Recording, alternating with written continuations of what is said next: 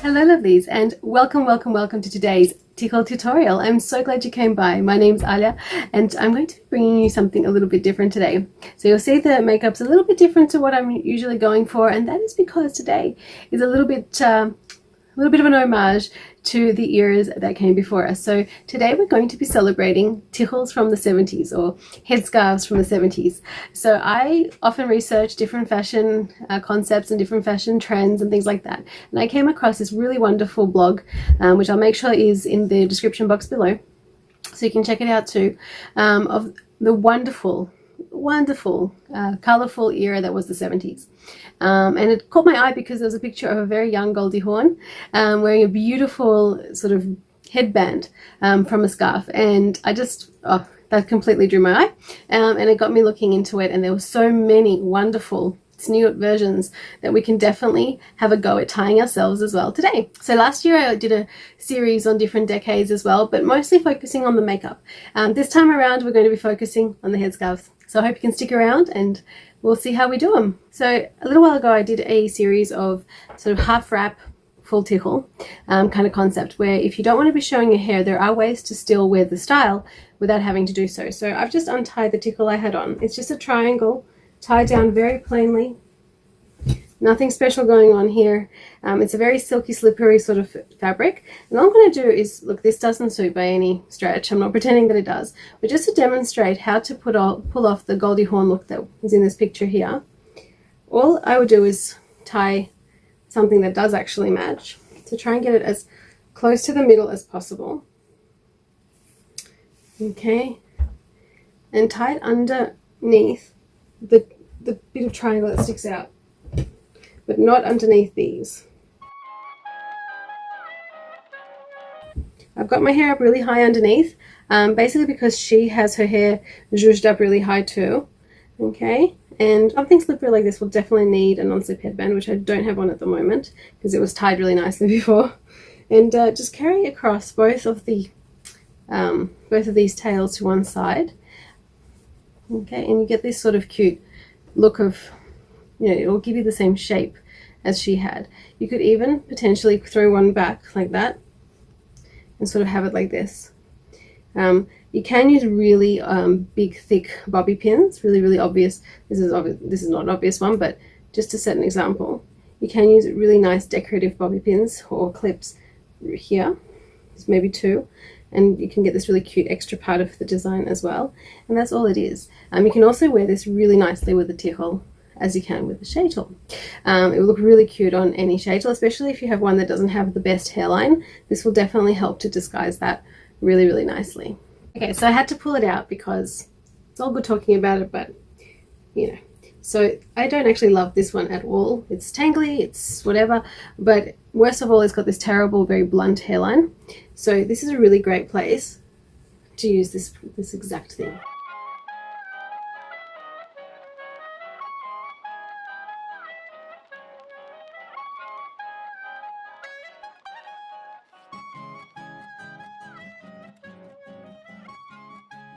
And there you go, straight away it's a completely different look, it's a completely different aesthetic, it's got way more control with how it frames your face, and it adds just a really cute pop of design which previously was absent. And this scarf actually goes really nicely with what I'm wearing.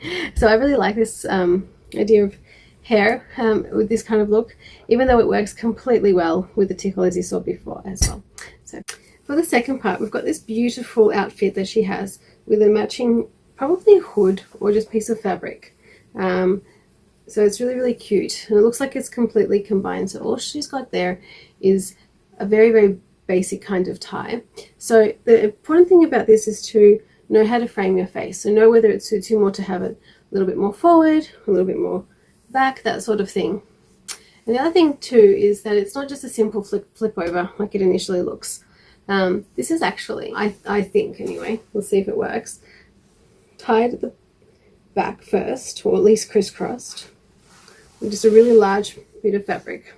Because if you can have a look, it's sort of, I don't know if you can tell, but in that photo to me it looks like it's really tucked down the sides beautifully first, and then one is taken underneath and around and tucked through here, like this, right?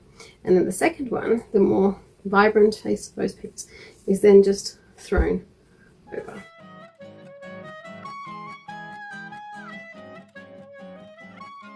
So that's the one way you can get this look.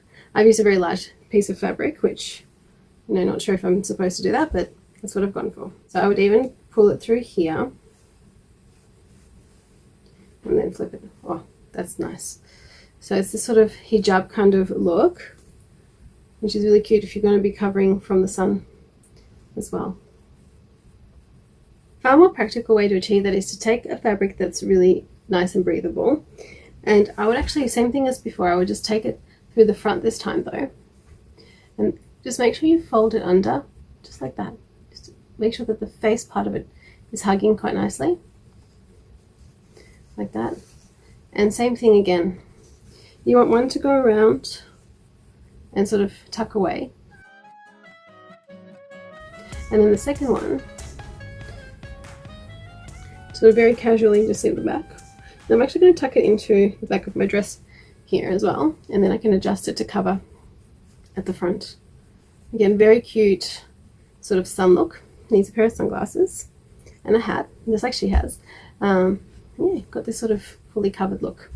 For a really, really hot day, this could be extremely, extremely practical. Another really cute concept is this one at the bottom, the red one. Really, really cute. I'm going to stick with this scarf because I think it's really, really practical for this look too. Just like in the picture there, I'm going to utilize the design of this gorgeous scarf. It says Picasso on it. I'm just going to use it like this. See, they got this face.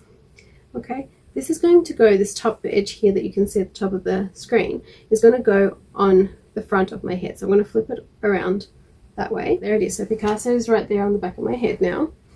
And what I'm going to do is, just because this is super slippery, even with my non-slip headband, I'm going to grab a little pin. I'm going to stay there forever. It's just to hold it in place while I do everything else. So now I'm going to take this really quite tautly and using the two edges,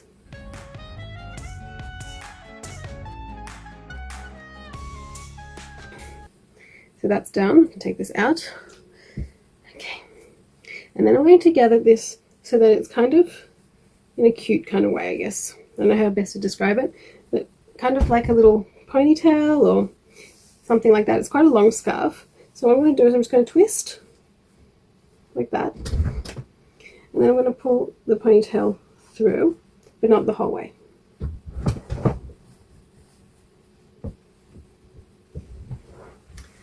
Okay. So from the side you get this sort of look.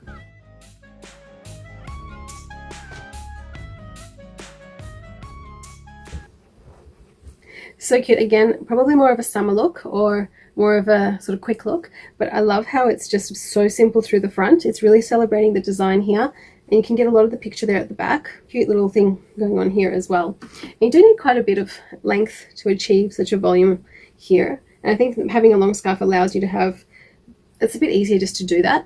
I think with a short scarf it would be a little bit harder. So, but this is look number 3. So for the final look, I am really excited about this one because it's something that I do a lot myself anyway. So I'm going to do my own version of it though, because I think that most people do have something like this lying around, whereas what she is wearing looks more like a snood or a pre-tied.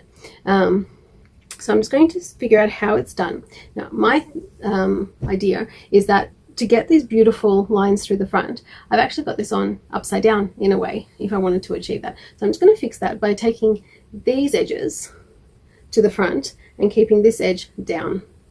Ready? 1, 2, 3. So the next important step is to pull this now folded edge up to the very, very, very topmost point of the neck. So you can't see it any higher or lower down than here. You don't want any extra material at the back. Any extra material has to be here at the front. Now pull really super tight. Don't be afraid, it's fine. I'm just going to sort of hold this up here too, so that all that extra material becomes a part of the tails, and then I'm going to cross over, really pulling especially on the front part of the fabric. Once we get to this point, it's about laying it down nicely. So I'm just working on spreading out this bit here, a bit how you would brush out a ponytail or something like that, just pulling it down, and same thing here, just brushing it out. encouraging it to lie as you want. And then tying it back down. All that excess fabric is obviously flipped out, that's fine, it'll do that. We can just clean it up.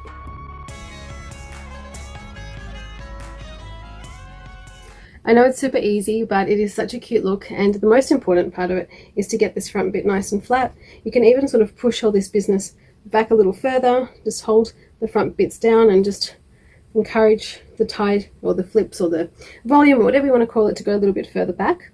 I've seen some ladies on Rapunzel and on Instagram chasing the tichel wearing a bobo band, which has this extra bit of volume through the back. So it's like a non-slip at the front, and then it's got like this shaper band towards the crown, and then nothing at the back. So you can wear your regular shaper or your hair at the back.